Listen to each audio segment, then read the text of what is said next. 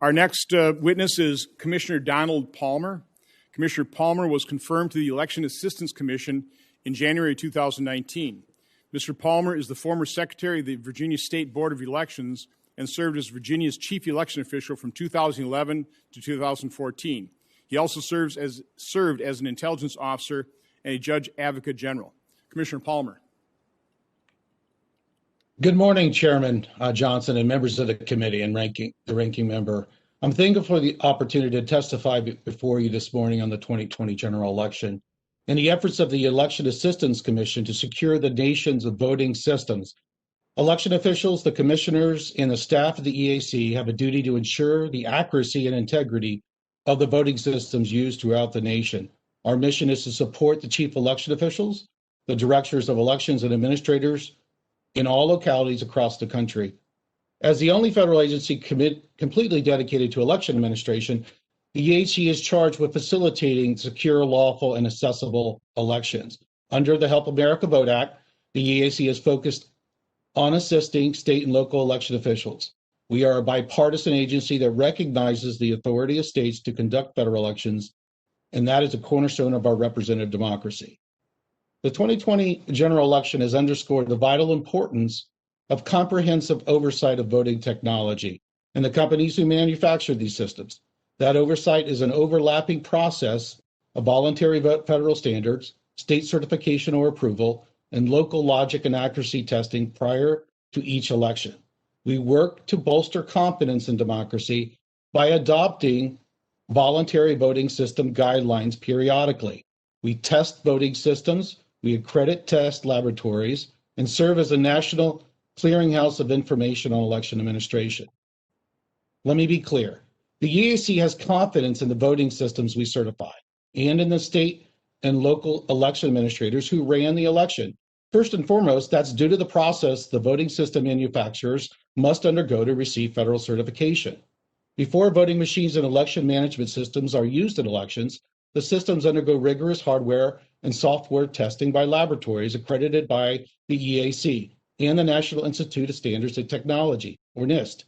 There are currently 2 accredited voting system laboratories, ProV&V and SLI. Currently, the EAC's quality monitoring program includes auditing voting system test laboratories and manufacturing facilities, conducting field reviews of EAC certified voting systems, and gathering information on voting system anomalies on EAC certified voting systems. I strongly support additional auditing, additional field reviews, and resolutions of any anomalies discovered. To apply for EAC certification of a voting system, a company must first apply to register with the agency as a registered manufacturer. Registration requires manufacturers to provide details on their ownership structure, names of officers and members of the board of directors, and any individual or organization with a controlling interest in the company. Additionally, a list of all manufacturing or assembly facilities used by the manufacturer and the name and contact information of the person at each facility responsible for quality management must be provided. There are currently 8 active manufacturers registered with the EAC's testing program. Please note it is not a requirement to be an EAC registered manufacturer to develop and sell voting systems to jurisdictions in the United States. It's a voluntary program. Joining the program requires the manufacturers voluntarily agree to the program's requirements as outlined in the program manual. Requirements include complying with all EAC inquiries and investigations into the uses and status of fielded EAC certified systems. Under our quality monitoring program, these investigations may arise due to technical failures experienced in the field by election administrators, misrepresentations made in regard to the certification status of a voting system, and any deviations in quality in regard to those systems submitted to testing versus what is actually fielded.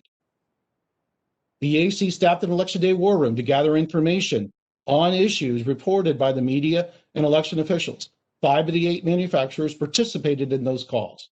Additionally, the program is following up with election officials and voting system manufacturers to obtain any information on claims of irregularities reported in the media during the general election. This effort is ongoing.